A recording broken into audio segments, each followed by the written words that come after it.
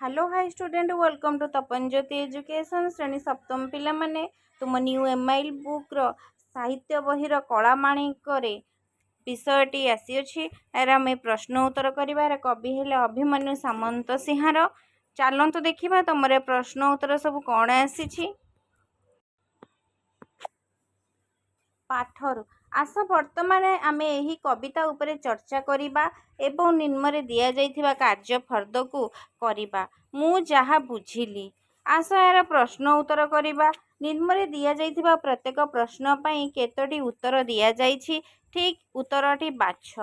क निधन संखाळी मोर दरिद्र पसरा काहाकू कुहा जाइछि। काहाकू कुहा जाइछि यार उत्तरटी हेब घ श्रीकृष्ण को कुहा जाइछि। पिला माने देखिबा चलो तुमरो 2 नंबर प्रश्नटी। 2 नंबरटे होछि अंधलौड़ी बाबूरे पदर मुख्य अर्थ कौन। यार उत्तरटी हेब असहायर साहा। यार उत्तरटी हेब घ असहायर साहा। 3 नंबर धीरे घेन काननरे। एठारे धीरे शब्द कवितारे केउ अर्थरे व्यवहृत होइछि। क होछि बालक माने, ख होछि ज्ञानी माने, ग होछि लोक माने, घ होछि आस्ते आस्ते। पिला माने तमरा उत्तरटी होछि ख ज्ञानी माने। 4 नंबर कान डेरी थाई एका तो बेणु गीत को आजी किंपा शुभु नाही भाबुची मन को। ए पदरे केउ भाव प्रकाश करा जाइछि। आर उत्तरटी होछि घ आनंद। आस मिलिमिशि मिलाइबा। क स्तंभरे थिबा शब्द गुड़िकर प्रकृत अर्थ ख स्तंभरे अछि। आस बाछि करी मिलाइबा। क स्तंभरे हेउछि तुमर कोन ना निधन। निधनर ओडियाटा कोन हबो ना होछि गरीब।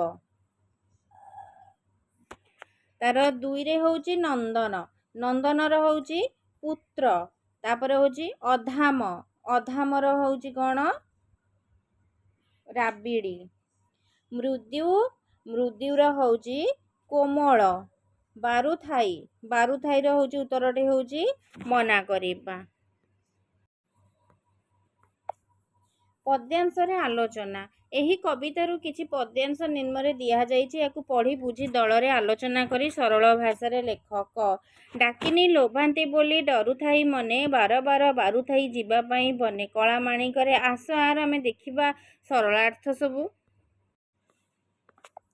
डाकिनी कला माणिकरे संस्कृत पद्यांशटी आम पठित सप्तम श्रेणी साहित्य सुमन पुस्तकर कला माणिकरे पद्यरू आसीअछि।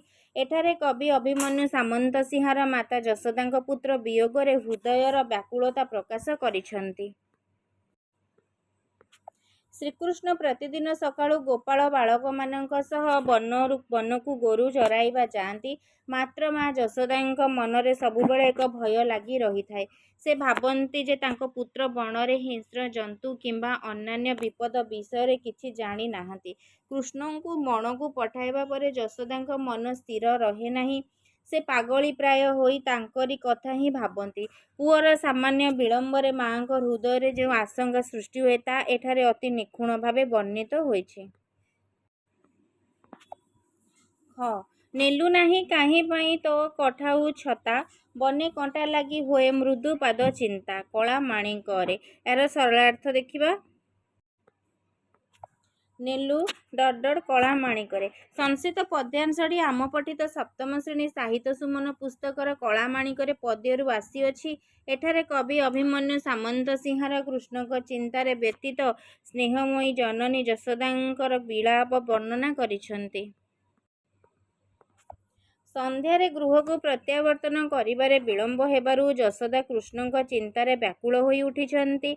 गाई गोठ सह गला बेले श्रीकृष्ण तांको कठाऊ ओ छता सांगरे नेबाकू भूली जाइछन्ति। सेतिपाई माँको मनरे असुमारी आशंका सृष्टि होइछि। से चिंता करुछन्ति हुए तो निदाघ घांची हेतु कृष्णଙ୍କ देहरु झाल बही पड़ुथिବ। बन मध्यरे अनाबना कंटा माड़ी सुकोमल पाद दुईटिरू रक्त झरी पड़ुथिବ। एहीपरि नाना भय आशंकारे माँ मन सिहरी उठिछि। माता यशोदांकर व्याकुलता कविंक लेखनी जीवंत होई उठिछि। बुझी विचारी कविताटी को पढ़ ଆଉ ଥରେ ପଢ଼ ଓ ଉତ୍ତରଟି ଖୋଜି ଲେଖ। କ. ମାତା ଯଶୋଦା ଶ୍ରୀକୃଷ୍ଣଙ୍କୁ କ'ଣ କ'ଣ ସମ୍ବୋଧନ କରିଛନ୍ତି? ଏହାର ଉତ୍ତରଟି ହେଉଛି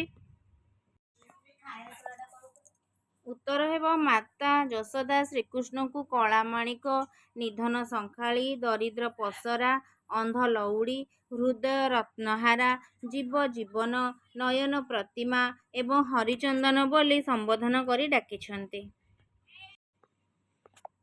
ଖ ନମ୍ବର ଶ୍ରୀକୃଷ୍ଣଙ୍କର କେଉଁ ସବୁ କାର୍ଯ୍ୟ ମନେ ପକାଇ ମାତା ଯଶୋଦା ଭାଳି ହେଉଥିଲେ? ଏହାର ଉତ୍ତରଟି ହେଉଛି ଉତ୍ତର ହେଉଛି କୃଷ୍ଣଙ୍କୁ ଘରେ ଅଧାମ, ଗୋଟିକା, ସର ଆଦି ସୁସ୍ୱାଦୁ ଖାଦ୍ୟ ରୁଚେ ନାହିଁ। ଲହୁଣୀ ମାଗି ମାଗି ନୃତ୍ୟ କରିବା, ଅଳି ଅଝଟ କରି ତଳେ ଗଡ଼ିଯିବା, ଧୂଳି ଧୂସର ହୋଇ କୋଳରେ ଲୋଟିଯିବା ଭଳି କୃଷ୍ଣଙ୍କର ଶିଶୁ ସୁଲଭ ଚପଳତାକୁ ମାତା ଯଶୋଦା ମନେ ପକାଇ ଭାଳି ହେଉଛନ୍ତି। କବିତାର ରଚନା। ଝାଳ ବହୁଥିବା ଅଙ୍ଗୁ ଲାଗି ଝାଞ୍ଜି ଖରା, ଶ୍ରମ ପାଇଁ ତରୁ ତଳେ ବସିଥିବୁ ପରା। କଳା ମାଣିକରେ। 1 ନମ୍ବର ଏଇ ଦୁଇ ଧାଡ଼ିକୁ ଧ୍ୟାନ ଦେଇ ପଢ଼। ତୁମେ କ'ଣ ବୁଝୁଛ କୁହ। ଝାଞ୍ଜି ଖରାରେ ତୁମେ ବାହାରେ କାମ କରୁଥିବା ବେଳେ ଯେଉଁ କଷ୍ଟ ଅନୁଭବ କର, ତାହା ଏଠାରେ ଲେଖ।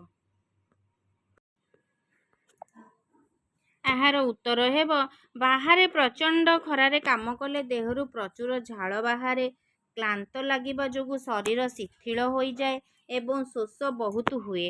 ସେତେବେଳେ କୌଣସି ଗଛର ଶୀତଳ ଛାଇରେ ବସିଲେ ମନକୁ ଶାନ୍ତି ମିଳେ। ମାତା ଯଶୋଦା ଏଠାରେ ବୃକ୍ଷ ବଣରେ ଗୋରୁ ଚରାଇ କଷ୍ଟ ପାଉଥିବେ ଭାବି ବ୍ୟାକୁଳ ହୋଇଛନ୍ତି। 2 ନମ୍ବର କେବେ ଶ୍ରମିକମାନେ ଏପରି ଝାଞ୍ଜି ଖରାରେ କାମ କରୁଥିବାର ଦେଖିଛ କି? ଯଦି ଦେଖିଛ, ତେବେ ସେମାନଙ୍କର ଅନୁଭବକୁ ସାଙ୍ଗସାଥୀଙ୍କ ସହ ଆଲୋଚନା କରି ଲେଖ। ଏହାର ଉତ୍ତର ହେବ ହଁ, ମୁଁ ଅନେକ ସମୟରେ ପ୍ରଖର ଖରାରେ ଶ୍ରମିକମାନଙ୍କୁ କଠିନ ପରିଶ୍ରମ କରୁଥିବାର ଦେଖିଛି। ବିଶେଷ କରି ରାସ୍ତା କାମ କରୁଥିବା ଶ୍ରମିକ, ଘର ତିଆରି କରୁଥିବା ରାଜମିସ୍ତ୍ରୀ ଏବଂ ବିଲରେ କାମ କରୁଥିବା ଚାଷୀମାନେ ଖରାକୁ ସହି କାମ କରନ୍ତି। ପ୍ରଖର ସୂର୍ଯ୍ୟକିରଣରେ ଶ୍ରମିକମାନଙ୍କ ଦେହରୁ ପ୍ରଚୁର ଝାଳ ବାହାରେ, ଯାହା ଫଳରେ ସେମାନେ ଶୀଘ୍ର କ୍ଳାନ୍ତ ହୋଇଯାଆନ୍ତି। ସେମାନଙ୍କ ଶରୀର କଳା ପଡ଼ିଯାଏ ଏବଂ ବେଳେ ବେଳେ ମୁଣ୍ଡ ବୁଲାଇବା ପରି ସମସ୍ୟା ଦେଖାଦିଏ। ଶ୍ରୀକୃଷ୍ଣ ବଣରେ ଗୋରୁ ଚରାଇଲା ବେଳେ ମାତା ଯଶୋଦା ଯେପରି ତାଙ୍କ ପାଇଁ ବ୍ୟସ୍ତ ହୁଅନ୍ତି, ଏହି ଶ୍ରମିକମାନେ ମଧ୍ୟ ନିଜ ପରିବାରର ଗୁଜୁରାଣ ମେଣ୍ଟାଇବା ପାଇଁ ସେହିଭଳି କଷ୍ଟ ସହିଥାନ୍ତି। କାମ ମଝିରେ ଶ୍ରମିକମାନେ ଟିକେ ଶାନ୍ତି ପାଇଁ କୌଣସି ଗଛ ମୂଳେ ବା ଛାଇ ଜାଗାରେ ବସି ବିଶ୍ରାମ ନିଅନ୍ତି ଏବଂ ପଖାଳ କିମ୍ବା ଶୁଖୁଆ ରୁଟି ଖାଇ ପୁଣି କାମରେ ଲାଗିଯାଆନ୍ତି। ଅନୁମାନ ଓ ଭାବନାରୁ ତୁମେ ସବୁ ମିଳିମିଶି ଆଲୋଚନା କର। କ. ଶ୍ରୀକୃଷ୍ଣଙ୍କୁ ଫେରିବା ବିଳମ୍ବ ହେବା ଦେଖି ମାତା ଯଶୋଦା ଯେପରି ବିଚଳିତ ହେଉଥିଲେ, ସେହିପରି ତୁମ ମା ତୁମ ପାଇଁ କେବେ ବ୍ୟସ୍ତ ହେବାର ଅନୁଭବ କରିଛ କି? ଯଦି ସେପରି ଅନୁଭୂତି ଥାଏ, ତାହା ନିଜ ଭାଷାରେ ବର୍ଣ୍ଣନା କର। ଏହାର ଉତ୍ତରଟି ହେଉଛି ହଁ।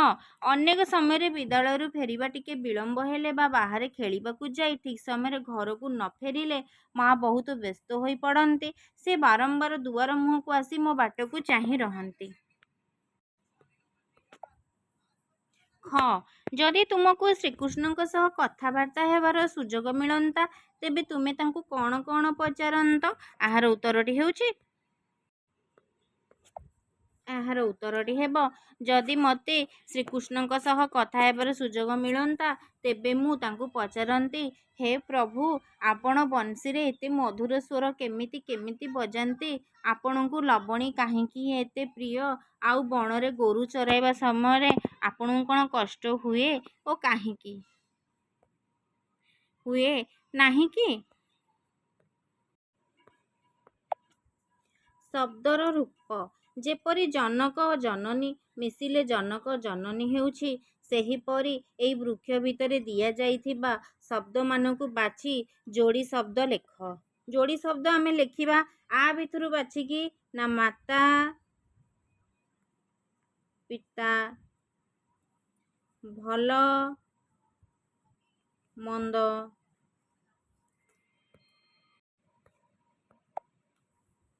ତାପରେ ଲେଖିବା ଆମେ କ'ଣ ନା ଫଳ, ଫୁଲ, ହସ, କାନ୍ଦ। ତାପରେ ଲେଖିବା ଗଛ, ଲତା। ତାପରେ ଲେଖିବା ଦିନ, ରାତି। ତାପରେ ଆମେ କ'ଣ ଲେଖିବା ନା ଟଙ୍କା, ପଇସା। ଏଇଭଳି ଭାବେ ଆମେ ଏଇ ଯୋଉଠି ବୃକ୍ଷଟି ଦେଇଛି ତା ଭିତରେ କିଛି ଶବ୍ଦ ଦେଇଛି, ଆମେ ସେ ଶବ୍ଦ ଭିତରୁ କିଛି ବାଛିକିରି ଆମେ ଲେଖିବା। ଲେଖିବା ଶବ୍ଦର ସହ ଶବ୍ଦର ସମ୍ପର୍କ।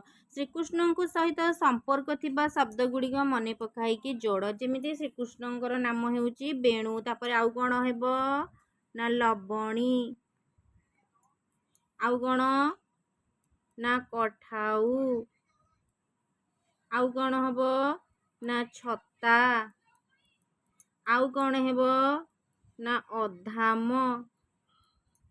ପୁଣି ଆଉ କ'ଣ ହେବ ନା କଦମ୍ବ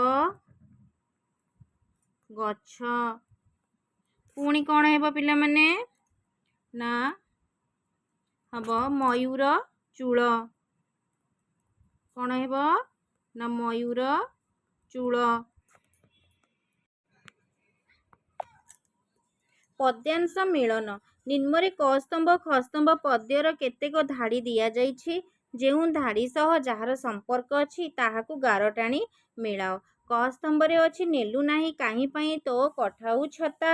ଏହାର ଉତ୍ତରଟି ହେବ ବନେ କଣ୍ଟା ଲାଗି ହୋଏ ମୃଦୁ ପାଦ ଚିନ୍ତା। ବୃଦ୍ଧ କାଳେ ତୁ ମୋହର ଏକଇ ନନ୍ଦନ। ଏହାର ଉତ୍ତରଟି ହେବ ହୃଦତାପ ବିନାଶୀ ତୁ ହରିଚନ୍ଦନ। ଡରୁଥାଉ ଅନ୍ଧାରକୁ ରଖିଯାଉ ଗୋରୁ। ଏହାର ଉତ୍ତରଟି ହେବ ଜନନୀ ଜନନୀ ସୁଖ କାହିଁ ପାଇଁ ସାରୁ। ନିଧନ ସଂଖାଳି ମୋର ଦରିଦ୍ର ପସରା। ଏହାର ଉତ୍ତରଟି ହେବ ଅନ୍ଧ ଲଉଡ଼ି ବାବୁରେ ହୃଦୟ ରତ୍ନହାରା। ନିଶାଚର ମାତିବାର ଶୁଭୁଛି କି ଶ୍ରୁତି କି। ଏହାର ଉତ୍ତରଟି ହେବ ମୁଁ ଡଙ୍କୁଣି ଛାଡ଼ିଦେଲି ବନକୁ କାହିଁକି। କବିତାର ସୌନ୍ଦର୍ଯ୍ୟ। ଯେପରି ବାତ୍ସଲ୍ୟ ସହ ମମତାର ଶବ୍ଦ ଯୋଡ଼ି ହୋଇଛି ସେହିପରି ପଦ୍ୟ ମଧ୍ୟରେ ଆଉ କିଛି ଶବ୍ଦ ଯୋଡ଼ି ରହିଛି, ତାକୁ ବାଛି ଲେଖ। କ'ଣ ଆମେ ବାଛିକି ଲେଖିବା ପିଲାମାନେ ନା ନୟନ, ପ୍ରତିମା, ହୃଦ,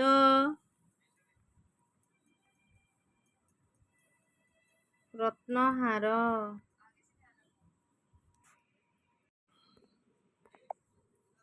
ଦରିଦ୍ର,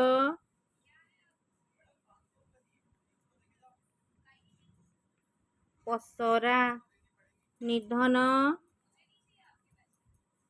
ସଂଖାଳି। ନିଧନ ସଂଖାଳି। ଏହିପରି ଆମେ କିଛି ଶବ୍ଦ ଲେଖିବା। ରୂପ ବଦଳାଇ ଲେଖ। ଏହି ପାଠରୁ କୌଣସି ଗୋଟିଏ ପଦକୁ ନେଇ ଅନୁଚ୍ଛେଦଟିଏ ଲେଖ। ଡରୁଥାଉ ଅନ୍ଧାରକୁ ରଖିଯାଉ ଗୋରୁ କିମ୍ବା ଆଜି କିମ୍ବା ଶୁଭୁ ନାହିଁ ଭାବୁଛି ମନକୁ। ପିଲାମାନେ ଏଇ ଯେଉଁ ଦୁଇଟି ପଦ ଦେଇଛି ପଦରୁ ଅନୁଚ୍ଛେଦ, ଗୋଟିଏ ପଦକୁ ଆର ଅନୁଚ୍ଛେଦଟି ନେଇକି ତୁମମାନେ ଲେଖିବ। ରୂଢ଼ି। ଆସ କିଛି ରୂଢ଼ିର ବ୍ୟବହାର କରିବା। ଅନ୍ଧ ଲଉଡ଼ି ବାବୁରେ ହୃଦୟ ରତ୍ନହାରା। ଏଠାରେ ଅନ୍ଧ ଲଉଡ଼ି ଏକ ରୂଢ଼ି ଯାହାର ଅର୍ଥ ଅସହାୟର ସାହା। କୌଣସି ଶବ୍ଦ ନିଜର ଅର୍ଥକୁ ଛାଡ଼ି ଅନ୍ୟ ଶବ୍ଦ ସହିତ ମିଶି ସ୍ୱତନ୍ତ୍ର ଅର୍ଥ ପ୍ରକାଶ କଲେ ତାକୁ ଆମେ ରୂଢ଼ି କହିଥାଉ। ଏହା ବାକ୍ୟରେ ବା କବିତାରେ ବ୍ୟବହାର ହେଲେ ଖୁବ୍ ସୁନ୍ଦର ଲାଗେ। ନିମ୍ନରେ ଆଖି ଶବ୍ଦ ସହିତ ଯୋଡ଼ି ହୋଇଥିବା କିଛି ରୂଢ଼ି ଦିଆଗଲା। ନିଜର ପରିବାର ସଦସ୍ୟ, ସାଙ୍ଗସାଥି, ଶିକ୍ଷକ ଶିକ୍ଷୟିତ୍ରୀ, ପାଠାଗାର କିମ୍ବା ପ୍ରଯୁକ୍ତି ବିଦ୍ୟାର ସହାୟତା ନେଇ ଏଗୁଡ଼ିକର ଅର୍ଥ ବୁଝି ବାକ୍ୟରେ ବ୍ୟବହାର କରିବା। ଆସନ୍ତୁ ପିଲାମାନେ ପ୍ରଶ୍ନର ଉତ୍ତର କରିବା।